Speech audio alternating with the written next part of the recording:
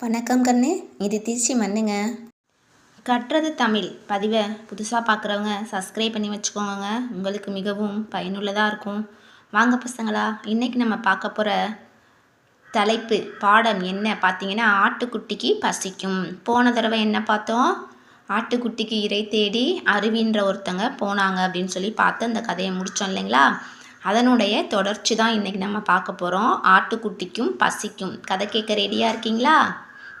கதை தான் உங்களுக்கு ரொம்ப பிடிக்குமே, நல்லா ஜாலியாக கேட்பீங்க. வாங்க. ஆட்டுக்குட்டிக்கு இறை தேடி அருவி எங்கே போகிறாங்க அப்படின்னா, ஒரு மரத்து மேலே இருக்கிற இலைகளை பறிக்க போகிறாங்க. ஆனால் அவங்களுக்கு இலைகள் எட்டலை. அவங்க எது மேலே நிற்கிறாங்கன்னு பாருங்கள். உரல் மேலே நிற்கிறாங்க. உரலில் எக்கிக்கிட்டு நிற்கிறாங்களா? காலை பார்த்தீங்களா? எக்கிக்கிட்டு நிற்கிறாங்க. அப்பவும் அவங்களுக்கு அந்த இலைகள் எட்டவே இல்லை. பக்கத்தில் பாருங்கள், மரத்து மேலே ஒரு ஊஞ்சல் இருக்குது. அதில் ஊஞ்சலில் அழகாக அருவி ரொம்ப மகிழ்ச்சியாக விளையாடுறாங்க. விளையாண்டு முடித்ததுக்கப்புறம் இங்கே பாருங்கள், இங்கே ஒரு தம்பி இருக்கான் பார்த்தீங்களா? அவன் பாருங்கள் ஊதல் வச்சு ஊதி விளையாண்டுட்ருக்கான். அதை நின்று பார்க்குறாங்க. பார்த்துட்டு அப்படியே வரப்போ இங்கே பார்த்தீங்கன்னா, இங்கே ஒரு எருமை ஒருத்தங்க இவர் பார்த்தீங்கன்னா ஏர்கலப்பை வச்சுருக்காரு. ஏர்கலப்பை இது நீங்கள் பார்த்ததில்ல. ஏர்கலப்பை இது மாடு இல்லை, இது எருமை மாடு. சரிங்களா? எருமை மாடு போகுது. ஒருத்தர் ஏர்கலப்பையை தோளில் வச்சுட்டு போகிறாரு. இது எல்லாத்தையுமே பார்த்துக்கிட்டு இந்த அருவி என்ன பண்ணுறாங்க, எப்படிரா நம்ம இரையை எடுத்துகிட்டு போகணுமே ஆட்டுக்குட்டிக்கு, நம்மளுடைய நண்பன் ஆட்டுக்குட்டிக்கு எடுத்துகிட்டு போகணுமே, இந்த இலைகளை பறிச்சே ஆகணுமேன்னு சொல்லி ஐடியா பண்ணுறப்ப பக்கத்தில் பார்த்திங்கன்னா அவங்களுக்கு ஒரு ஏணி தெரியுது. அந்த ஏணியை மரத்துக்கிட்ட எடுத்து போட்டு இலைகளை பறிச்சிடுறாங்கங்க.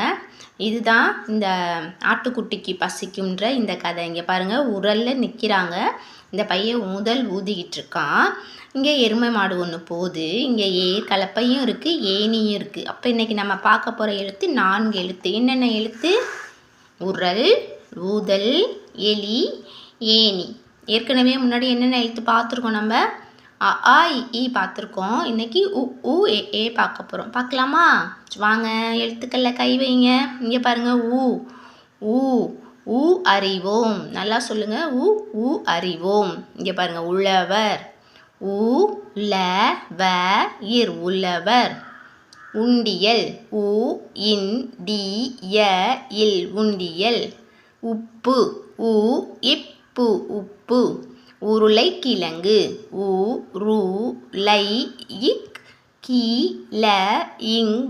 உருளைக்கிழங்கு. உருளைக்கிழங்கு உங்களுக்கு ரொம்ப பிடிக்குமா? எல்லாருக்குமே பிடிக்கும் தானே உருளைக்கிழங்கு? சரி வாங்க, திரும்பி எழுத்து போகலாமா? ஊ அறிவோம்.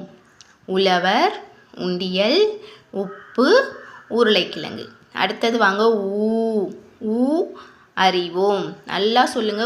ஊ அறிவோம். நல்லா எழுத்து சொல்லணும். சரியா? நல்லா இழுத்து சொல்லணும். ஊதல். ஊதல். ஊஞ்சல். ஊஞ்சல். ஊஞ்சல் விளையாடுவீங்களா நீங்கள்? எல்லாருக்குமே ஊஞ்சல் பிடிக்கும். எனக்கும் ஊஞ்சல் பிடிக்குமா? சரி வாங்க, ஊசி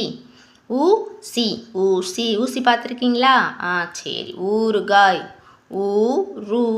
கா பக்கத்தில் துணக்கால் இருக்கா? அப்போ என்ன பண்ணணும்? இழுத்து சொல்லணும். ஊறுகாய். இப்போ திரும்பி எழுத்துக்கள் சொல்லலாமா? பாருங்கள், ஊதல், ஊஞ்சல், ஊசி, ஊறுகாய். அடுத்தது வாங்க, ஏக்கு போகலாம். அறிவோம். அறியலாமா? எழுத்துக்கள் என்னென்னு பார்க்கலாமா?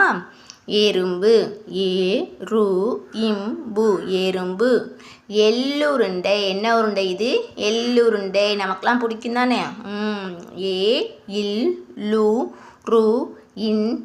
எள்ளுருண்டை.